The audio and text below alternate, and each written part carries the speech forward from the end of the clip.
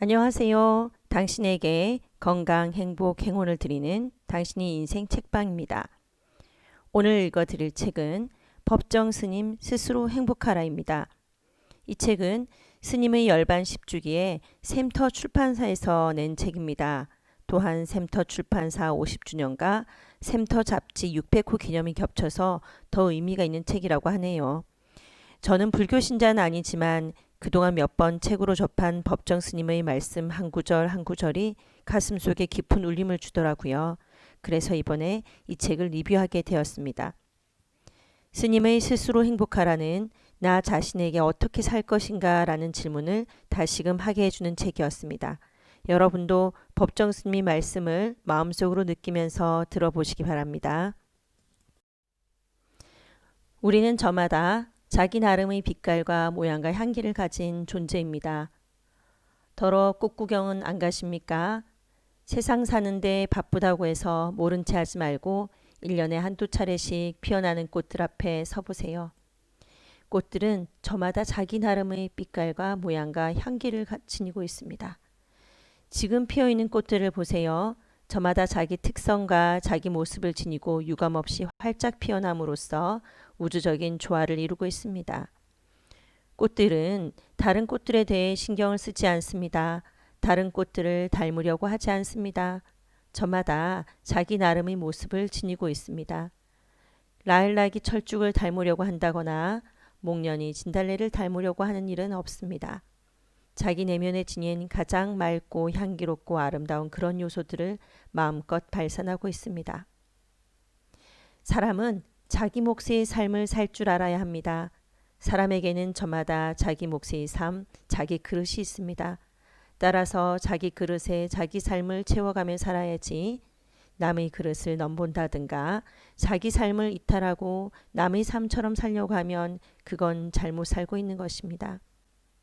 왜냐하면 사람은 저마다 각기 다른 특성을 지니고 있기 때문이지요.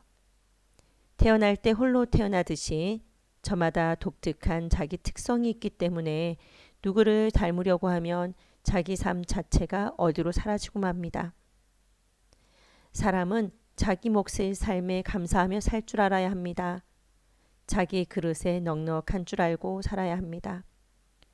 그렇지 않으면 내가 내 인생을 살고 있으면서도 부질없이 남과 비교함으로써 내 인생은 그만 어디론가 사라져버리고 남의 소도구, 남의 그림자밖에 되지 못하게 됩니다. 다시 꽃들을 보세요. 철쭉도 있고 라일락도 있고 라일락이라 하더라도 보랏빛도 있고 흰빛도 있지 않습니까? 목련도 자목련과 백목련이 있듯이 저마다 자기 빛깔과 모양과 향기를 지니고 있습니다. 그렇기 때문에 비교해서는 안 됩니다. 우리 집 살림, 내 가족끼리 사는 현실은 이 세상에서 단 하나밖에 없는 소중한 것인 줄 아십시오. 그렇지 않으면 내가 내 인생을 살면서 핀꺼풀처럼 남의 소도구처럼 그렇게 살고 맙니다. 지혜로운 사람은 어떤 것도 자기 것으로 생각하지 않습니다. 부처님은 제자들에게 말합니다. 진실로 아무것도 갖지 않은 사람은 행복하다. 지혜로운 사람은 어떤 것도 자기 것으로 생각하지 않는다. 자, 보라. 많이 가지고 있는 사람이 여기저기 얽매여 그 얼마나 괴로움을 당하고 있는가를. 모든 욕망에는 근심이 따릅니다. 그냥 이루어지는 일이 없습니다. 불필요한 욕구는 고통을 가져옵니다. 자기 주변을 정리해야 합니다. 어디로 이사 갈 때만이 아니라 계절이 바뀔 때마다 정리하는 습관을 들여야 합니다. 너저분한 것들이 얼마나 많습니까? 한때 필요해서 사들인 것들이 집안에 쌓이면 감당할 수가 없습니다. 우리에게 필요한 것은 많지 않습니다. 물론 가족을 이루고 살 경우에는 우리 수행승들과 다르겠지만 그래도 살 줄 아는 집과 너저분하게 늘어놓고 사는 집은 다릅니다. 그리움의 물결이 출렁거리는 사람을 만나러 가세요.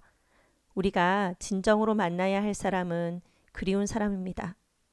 한 시인의 표현처럼 그대가 곁에 있어도 나는 그대가 그립다는 그런 사람입니다. 곁에 있으나 떨어져 있으나 그리움의 물결이 출렁거리는 그런 사람과는 때때로 만나야 하지요. 그리워하면서도 만날 수 없으면 삶의 그늘이 집니다. 그리움이 따르지 않는 만남은 지극히 사무적인 마주침이거나 일상적인 스침이고 지나감입니다. 마주침과 스침과 지나감에는 영혼의 메아리가 없습니다. 영혼의 메아리가 없으면 만나도 만난 것이 아닙니다. 우리 곁의 새소리에 귀를 기울이세요. 우리 곁에서 새소리가 사라져 버린다면 우리들의 삶은 얼마나 팍팍하고 메마를까요?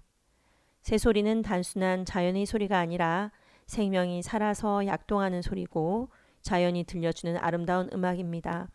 그런데 이 새소리가 점점 우리 곁에서 사라져가고 있습니다. 안타까운 일이지요. 어린 참새며 까치며 희귀조류까지 사람의 손에 잡혀 먹히고 독한 농약으로 인해 논밭이나 숲에서 새들이 무참히 죽어가고 있습니다. 그리고 극심한 대기오염 때문에 텃새와 철새들도 이 땅을 꺼리고 있지요. 새가 깃들지 않는 숲을 생각해 보세요. 그건 이미 살아있는 숲일 수 없습니다.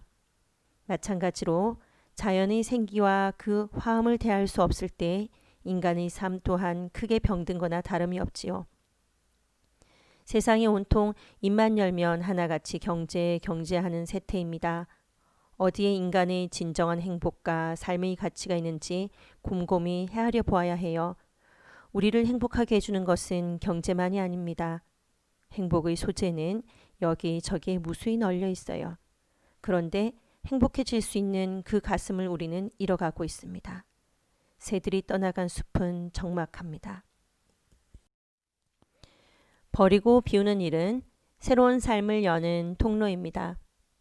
무엇이든지 차지하고 채우려고만 하는 사람은 거칠어 주고 무뎌집니다. 맑은 바람이 지나갈 여백이 없기 때문이지요. 오늘날 우리 사회는 함께 사는 이웃을 생각하지 않고 저마다 자기 몫을 더 차지하고 채우려고만 하기 때문에 갈등과 모순과 비리로 얽혀 있습니다. 한마디로 말해서 개인이나 집단이 정서가 불안정해서 삶의 진실과 그 의미를 놓치고 있는 것이지요.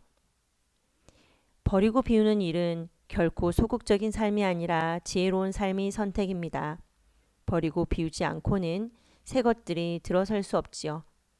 그러므로 차지하고 채우는 것은 어떤 의미에서 침체되고 묵은 과거의 늪에 갇히는 것이나 다름이 없고 차지하고 채웠다가도 한 생각 돌이켜 미련 없이 선뜻 버리고 비우는 것은 새로운 삶으로 열리는 통로입니다. 만약 나뭇가지에 묵은 잎이 달린 채 언제까지나 떨어지지 않고 있다면 계절이 와도 새 잎은 돋아나지 못할 것입니다. 새 잎이 돋아나지 못하면 그 나무는 이미 성장이 중단되었거나 머지않아 시들어버릴 병든 나무일 것이지요. 소나무, 향나무, 대나무와 같은 상록수도 눈여겨 살펴보면 계절이 바뀔 때마다 묵은 잎을 떨구고 새 잎을 펼쳐냅니다. 늘 푸르게 보이는 것은 그 교체가 낙엽수처럼 일시적이 아니고 점진적이기 때문이지요. 이 순간순간 우리가 하는 일이 곧 구체적인 내 인생의 내용이 되고 개인의 역사가 됩니다. 내 인생은 내 스스로 만들어가는 것이지 누가 만들어줄 수 있는 것이 아닙니다. 그래서 저마다 자기 삶에 대한 책임이 있는 것입니다. 걱정하지 마세요. 당신은 운이 좋은 사람입니다. 오늘도 건강과 행복, 행운이 가득한 선물 같은 하루 되시길 바랍니다. 당신이 인생 책방이었습니다. 구독과 좋아요 부탁드립니다.